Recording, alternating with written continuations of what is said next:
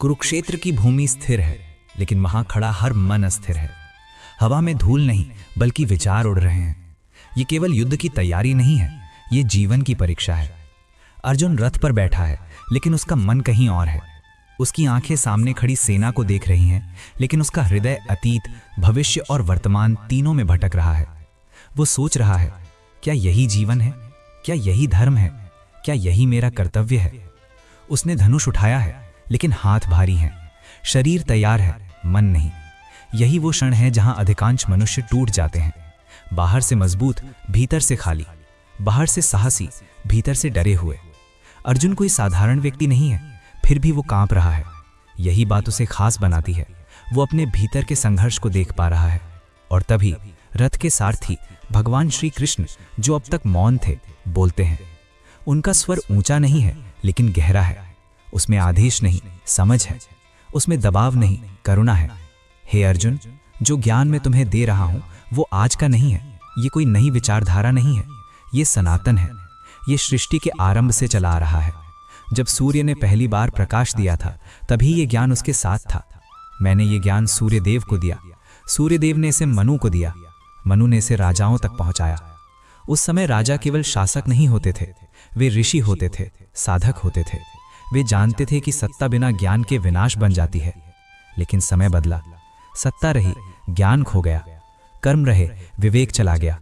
और जब ज्ञान लुप्त हो जाता है, तब धर्म केवल नियम बन जाता है, आत्मा नहीं रहता। आज वही ज्ञान मैं तुम्हें फिर से दे रहा हूं, क्योंकि तुम केवल योद्धा नहीं हो, तुम जिज्ञासु हो। तुम सीखना चाहते हो, और जो सीखना चाहता है वही योग्य होता है। अर्जुन सुनता है, लेकिन उसके मन में एक प्रश्न उठता है। और वो प्रश्न केवल अर्जुन का नहीं है, वो हर उस व्यक्ति का प्रश्न है जो ईश्वर को समय में बांधना चाहता है, जो सोचता है कि जो जन्म लेता है वो सीमित होगा। श्री कृष्ण मुस्कुराते हैं। ये मुस्कान अहंकार की नहीं है, ये करुणा की है। वे कहते हैं, अर्जुन, तुम्हें अपने जन्म याद नहीं है, लेकिन मुझे मेरे सभी जन्म स्मरण है। मैं जन्म लेता हूं, लेकिन जन्म मुझ पर अधिकार नहीं रखता। मैं कर्म करता हूं, लेकिन कर्म मुझे बांधते नहीं। जब जब धर्म की हानि होती है, जब जब अधर्म बढ़ता है, जब जब मनुष्य अपने कर्तव्य से भटकता है, तब तब मैं प्रकट होता हूं। मैं किसी एक शरीर तक सीमित नहीं हूं, मैं चेतना हूं।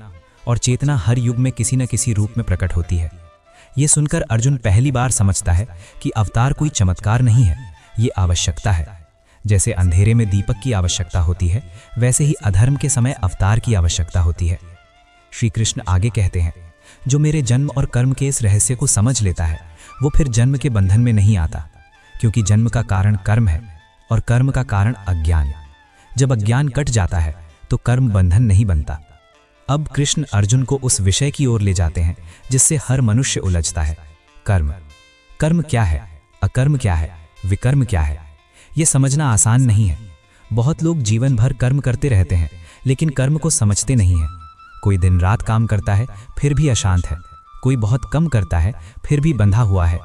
कृष्ण कहते हैं, जो व्यक्ति कर्म करता है लेकिन फल की आसक्ति से मुक्त है, वो वास्तव में अकर्म में है।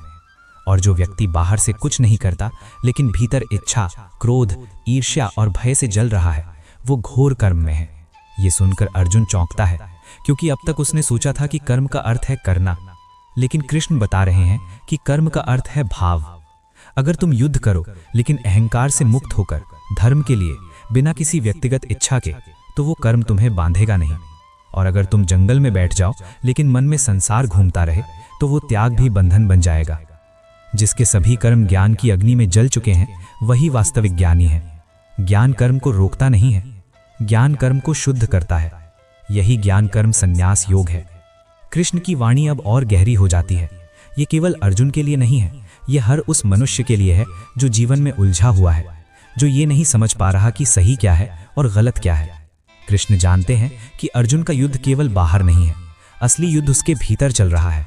वे कहते हैं, अर्जुन, इस संसार में कोई भी व्यक्ति कर्म किए बिना एक क्षण भी नहीं रह सकता। सांस लेना भी कर्म है, सोचना भी कर्म है, चुप रहना भी कर्म है। इसलिए ये मत सोचो कि कर्म से भागकर मुक्ति मिल जाएगी। कर्म से भागना असंभव है। लेकिन कर्म का बंधन तब बनता है जब कर्म अहंकार से जुड़ जाता है। मैं कर रहा हूं, यही वाक्य मनुष्य को बांध देता है।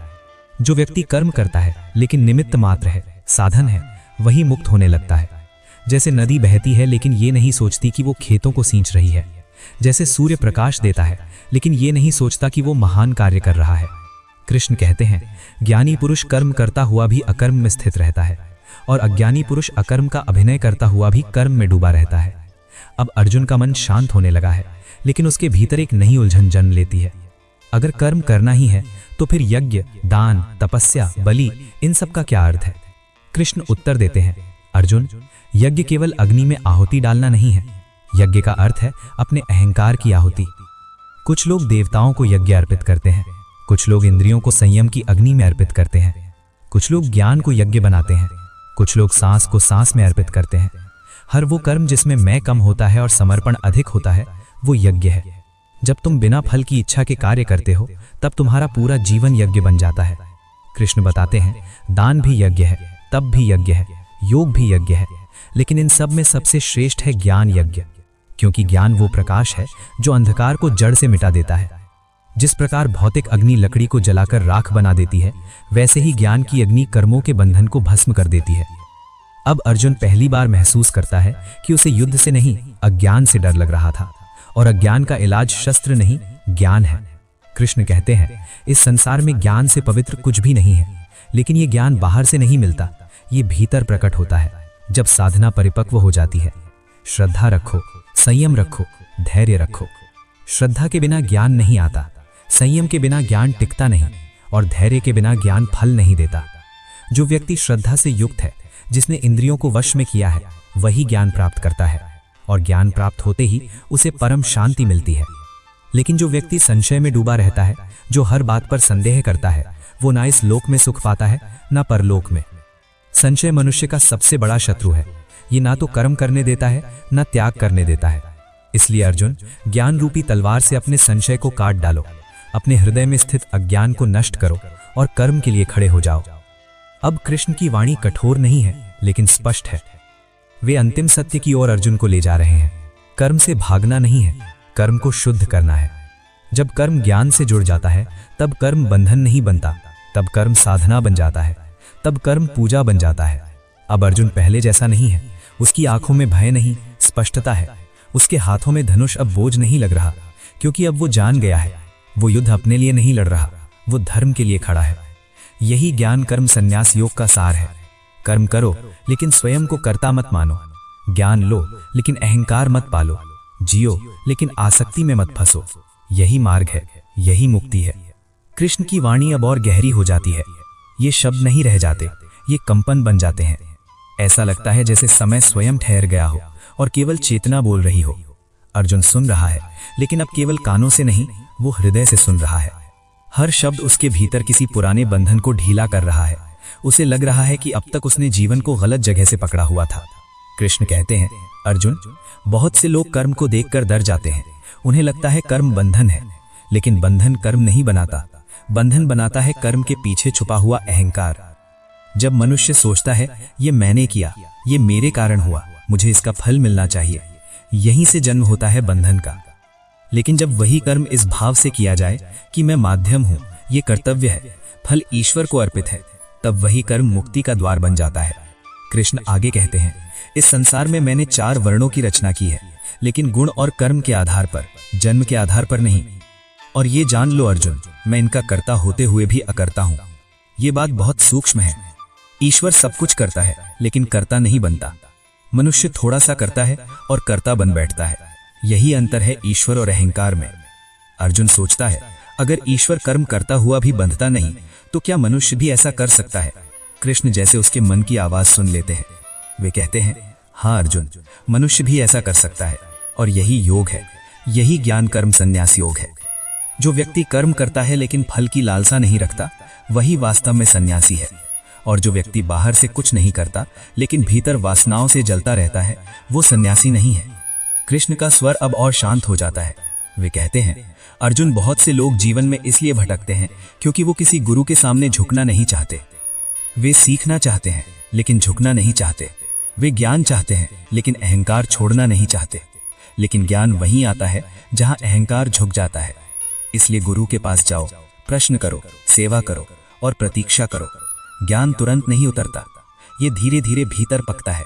जैसे बीज को फल बनने में समय लगता है, वैसे ही आत्मा को परिपक्व होने में समय लगता है। अब कृष्ण अर्जुन के हृदय में छिपे अंतिम संशय को छूते हैं। वे कहते हैं, अर्जुन, संशय मनुष्य को भीतर से खोखला कर देता है। ये ना तो उसे कर्म करने देता है, न त्याग करने देता है। संशय में डूबा मनुष्य आधा अधूरा जीता है। इसलिए संशय को ज्ञान की तलवार से काट डालो। अब अर्जुन के भीतर एक स्पष्टता उतर चुकी है। वो जानता है कि अब पीछे लौटने का कोई मार्ग नहीं है। लेकिन ये डर नहीं है, ये स्वीकार है। वो समझ गया है, ये युद्ध उसके विनाश के लिए नहीं है, ये उसके जागरण के लिए है। कृष्ण ने उसे कर्म का बोझ नहीं दिया, कृष्ण ने उसे कर्म की स्वतंत्रता। अर्जुन का हृदय शांत है और ये अध्याय केवल ग्रंथ का अध्याय नहीं रहा, ये अब जीवन का अध्याय बन चुका है। जो इसे सुनता है, जो इसे महसूस करता है और जो इसे जीने का प्रयास करता है, उसके लिए कर्म बोझ नहीं रहता, उसके लिए जीवन संघर्ष नहीं रहता, उसके लिए हर क्षण एक साधना बन जाता है। इसी भाव के साथ श्रीमद् भगवद गीता का 4th अध्याय ज्ञान कर्म संन्यास योग अपने पूर्ण विश्राम में उतरता है। शांति, स्थिरता, समर्पण, यही इसका अंत नहीं, यही इसकी शुरुआत है।